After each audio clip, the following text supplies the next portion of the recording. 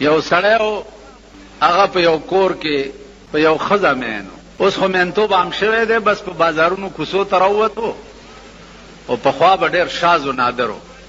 نه چې کوڅې ته به هغه هلک راغی نو ټوخی موخی به یې وکړو نو هغه ښځه به ورته راښکاره شوه.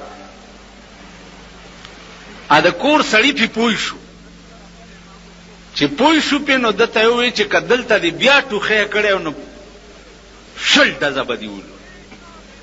ویل ډېره ښه ده، ویرېدو غریب لکه تاسو چې نن یېرېدلي غوندې. چې ویرېدو نو هغه ښځې یې وویل بیا به چې د هلک تېرېده نو داسې غلی غوندې به تېر شو.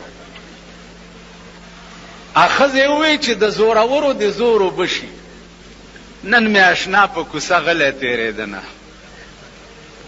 که نه چې قسم په خدای دی چې ټوله معامله داسې ده. دې خوا وګورئ، مونډۍ په سیند کې زموږ موټر نښتی او باجوړ ته تلو، دومره دومره اوبه موټر کې ننوتې، هلکان ولاړ وو، هلکه ټېله ورکړئ لږه غوندې. ویل پیسې راکړه، ټېله ورکړئ، پیسې راکړه. یو بوډا ولاړ ویل بجلیګر مولا دی، هلکه ټېله ورکړئ. هغه هلکان ورته ویل بجلیګر مولا دی، کور ته بوځه، مونږ له دې پیسې راکړي. او وکیل را سره ناست مال پیسې ورکړه، کور دې وران شو، اوبه هم وړي. 50 روپۍ هم ورکړي، موټر له یې ټېله ورکړه. نو خبره د پیسو ده. اوس که وخت راغی ځانونه به وګورئ، ځانونه به وګورئ.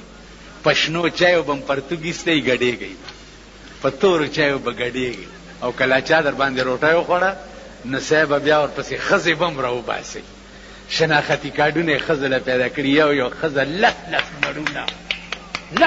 مړونه یو ښځه نیسي په پولنګ سټېشن کې. من جیلونه تیر کړي، جیلونه ملیانو تاسو راپاسئ دا خدایم خوار نه کا سړي توب زده کوي. چېرته انسانان شي، د انسانانو بچي شي،